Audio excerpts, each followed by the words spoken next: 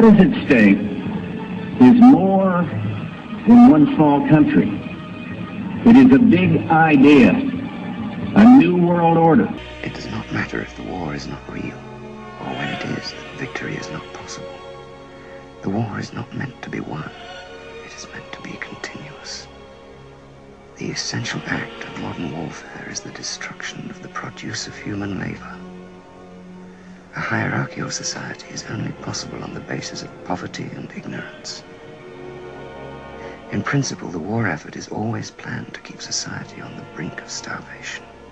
Mr. Trump, there's a new Bloomberg poll out that says 65% of primary voters like your proposed temporary Muslim ban.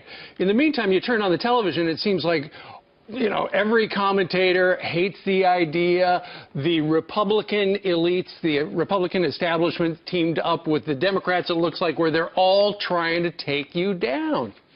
You know, Steve, that's been the story of my life, and I've done very well. I have to tell the truth. I'm a truthful person, and, you know, the establishment is foolish. These are foolish people. I watched your piece before me where you're talking about closing mosques in France. In France, right. They've closed three so far. Right, and the woman from the Daily Mail who's saying what a disastrous problem they have in the UK, and all of these things, and a lot of people don't say that. You know, in London, they're talking about, oh, what Donald Trump said. Well, I have friends that say they got a lot of problems, and they don't want to be honest with their people, and it's a camouflage. No, the establishment seems to be against me, but I'll tell you who's not against me are the voters, because the people in the street, the people that you interview on the street, you know, they had one network yesterday that went out looking for people, and they wanted to find people. They couldn't find anybody against me. All the people were saying good things. We've got some people on the street we're going to talk to in just a minute after this interview, and we're going to find out how they feel about your comments. That's very good. I like that. Mr. Trump,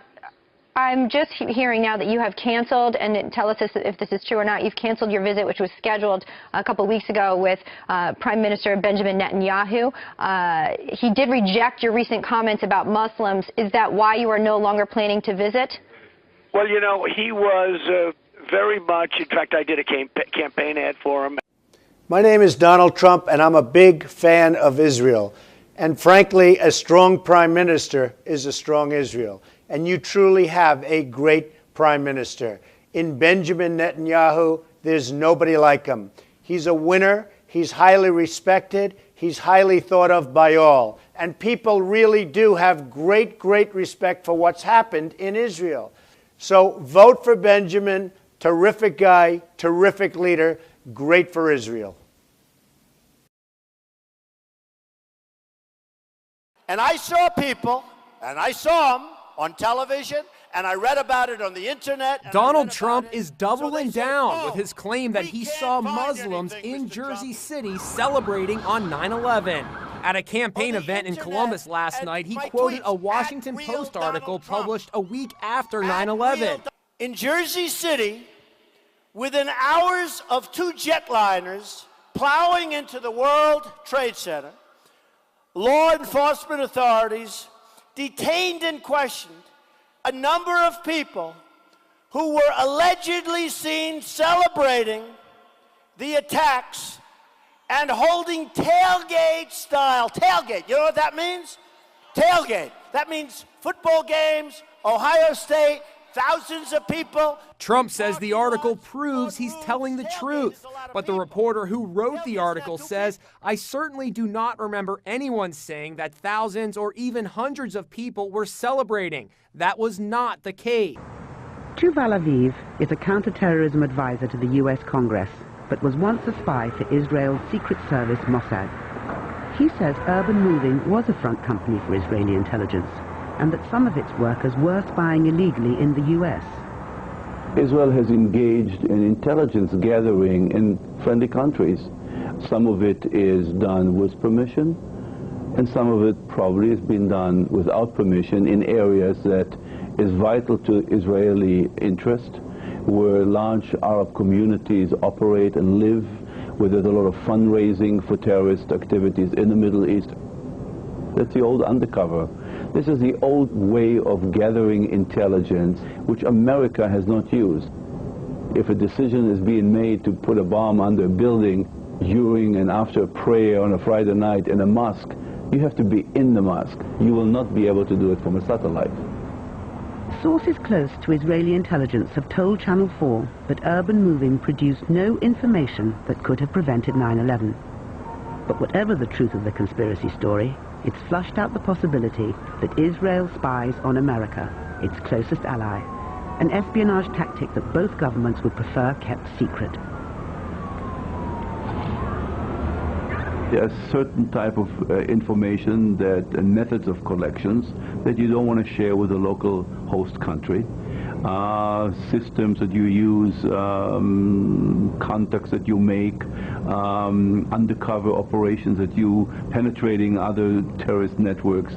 Those types of information you don't share with anybody.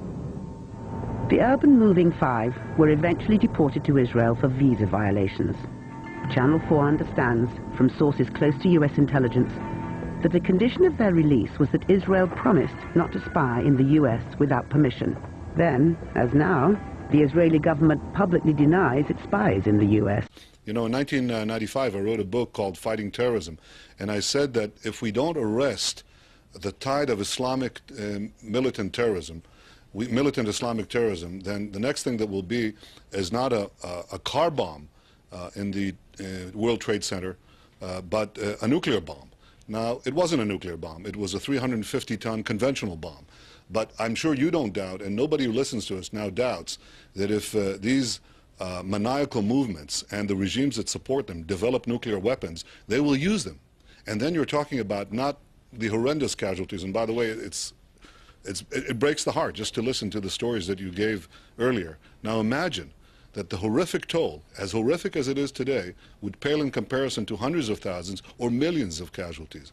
What is important to understand is that you have to dismantle the entire terror empire, and especially before its main practitioners, the terror states of Iran and Iraq, acquire nuclear weapons. And this, I think, has been a wake-up call from hell. It is telling us, you have the power now to act, summon the will, because the terrorists have the will to destroy America, to destroy freedom, to destroy all of America's allies and all the democracies, Israel being simply on the front line. They have the will, but they don't have the power. Netanyahu said, quote, "We're benefiting from one thing, and that is the attack on the Twin Towers and Pentagon and the American struggle in Iraq." End quote. Netanyahu then reportedly said these events, quote, "swung American public opinion in our favor." When we see Islamic State committing atrocities week after week, day after day, what's interesting to note is that all of the videos, the video evidence, is coming out of one little Israeli website called Site Intelligence Group. I think it's based in McLean, Virginia, and the woman who runs it is named Rita Katz. And she was on CNN when the second American beheading video was shown on TV. Mm-hmm. She told on CNN, she explained that it just so happens that we aired this film before the group aired the film because we had a copy beforehand. Well, how did they have a copy beforehand? You know? Good question. So where do the Saudis fit into this? Because, I mean, apparently, according to the 28 missing pages for the 9/11 Commission, there's Saudi financing that's going into the operation. Where would they fit into the 9/11 operation? Well, with all due respect for the Saudis, I would have to say they're kind of like useful idiots. They've been played. They may also be, of course, willing to go along with some of these things because I don't think they would oppose. I don't think the Wahhabist mentality would really object to the use of terrorism to spread their ideology. And they are supporting, as we know, they are supporting Islamic State. They are supporting these mercenaries and these rebels that are fighting in Syria. Going back to the Taliban in the 80s, right? Yeah, and they are, you know, they're dead set against Iran and Hezbollah and the Shiites. So, you know, but the Saudis, when you talk about those 28 pages, I don't know what those 28 pages say, but when they talk about Saudi involvement in 9/11, that is not consistent with all of the information that I have found, is that at the architectural level of this crime and the managerial level of this crime, the people who ran it, thought about it, conceived it, and then managed it, they're all Zionists, not Saudis. So, as I said, the Saudis were probably played or used or just useful idiots who were able to, you know, be snookered into a position where they look indictable. Right. Like they look culpable. Well, but I think even above the Zionist level, you still have what's the British Empire, yeah, which is still a tactical, how do you say, it's a tactical machine. Yeah. The British Empire is the one that formed Israel in the first place, is the one that created the Saudi Arabia, because Arabia obviously was not under Saudi control before the British gave it to them. Right. Basically established the modern Middle East. And so they're tremendous architects, going back to Bernard Lewis and his arc of crisis policy in the late 70s, right, that Brzezinski bought into when they formulated the Afghan war against the Soviets, right? The idea we can use this radical Islam against, this is historical British policy, against any kind of sovereign nation state, be it USSR, be it China, be it Assad now in Syria, or Nasser and Sadat in Egypt before, right? So it's a very, to me, it's a British imperial policy that plays well into the Zionist, let's say, worldview. But when you look at the British imperial policy, you have to look at who's behind that imperial policy, and you do find the fingerprints of the Rothschild family, for example. The Balfour Declaration, which created the state of Palestine, was basically like the birth certificate for the nation in 1917, was addressed to Lord Rothschild. Yes. And the Rothschilds, they had their own interest there. They wanted to create this Jewish state. They wanted to protect the Suez Canal, which they had invested in and owned. But it's when we talk about the British Empire, who exactly are we talking about? That's what I'm pointing out. Because the British have been snookered in the same way that we've been snookered into wars in the Middle East that are not in our national interest. And it's not in Britain's national interest either. Well, again, that's the problem with empire. You lose your national interest when you become an empire, right? That's the whole point, is that you get caught up in these games that really destroy your nation, your industrial policies, for example, that might raise your working class. That all gets destroyed in the process of building. But you have to look at who is the brain behind the empire. Like, for example, now we have this Ukraine crisis. Well, how did we get in this Ukraine crisis? We got into it because of the actions of Nuland, Victoria Nuland. She's married to Mr. Robert Kagan. Who brought us the war in Iraq, basically. The PNAC document you referred to that said that the United States should invade and occupy Iraq whether Saddam Hussein is on the throne or not. That was in 2000, right? Well, now she comes along and she's the one who brought us the crisis in Kiev. She supported it, and then she said they had been pumping billions into the and two weeks before the government was overthrown, the elected government was overthrown, she was already naming who would be the prime minister. So I mean, it's like this is not an American empire. This is an American empire with a foreign brain, if you will, with a foreign agenda at the top.